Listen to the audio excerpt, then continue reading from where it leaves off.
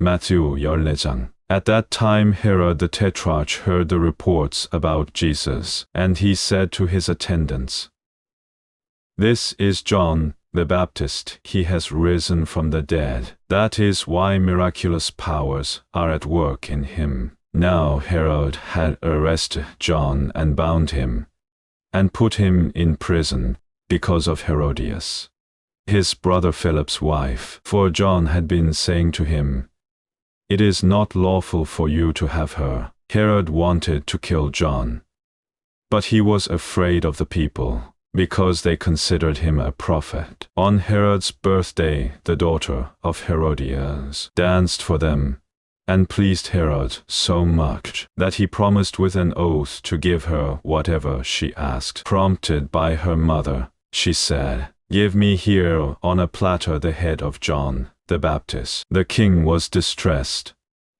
but because of his oaths and his dinner guests, he ordered that her request be granted, and had John beheaded in the prison. His head was brought in on a platter and given to the girl, who carried it to her mother.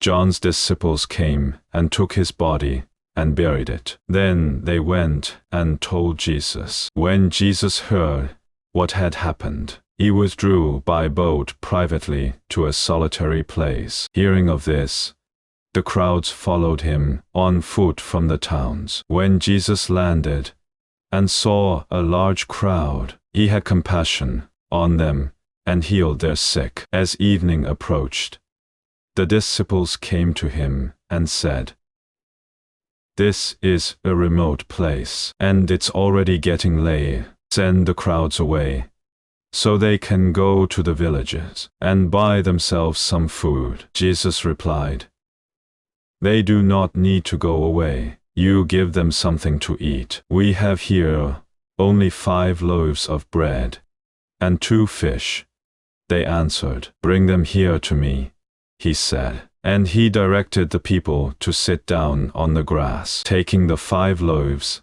and the 2 fish, and looking up to heaven, he gave thanks and broke the loaves. Then he gave them to the disciples, and the disciples gave them to the people. They all ate and were satisfied. And the disciples picked up 12 basketfuls of broken pieces that were left over. The number of those who ate was about 5,000 men, besides women and children. Immediately Jesus made the disciples get into the boat and go on ahead of him to the other side, while he dismissed the crowd. After he had dismissed them, he went up on a mountainside by himself to pray. When evening came, he was there alone, but the boat was already a considerable distance from land, buffeted by the waves, because the wind was against it. During the 4th watch of the night, Jesus went out to them,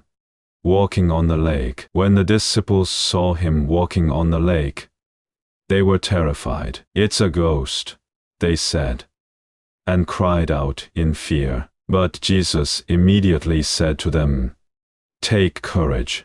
It is I. Don't be afraid." "Lord, if it's you," Peter replied, "tell me to come to you on the water." "Come," he said. Then Peter got down out of the boat, walked on the water, and came toward Jesus. But when he saw the wind, he was afraid, and, beginning to sink, cried out, "Lord, save me." Immediately Jesus reached out his hand and caught him. "You of little faith," he said, "why did you doubt?" And when they climbed into the boat, the wind died down. Then those who were in the boat worshipped him, saying, "Truly you are the Son of God." When they had crossed over, they landed at Gennesaret. And when the men of that place recognized Jesus, they sent word to all the surrounding country.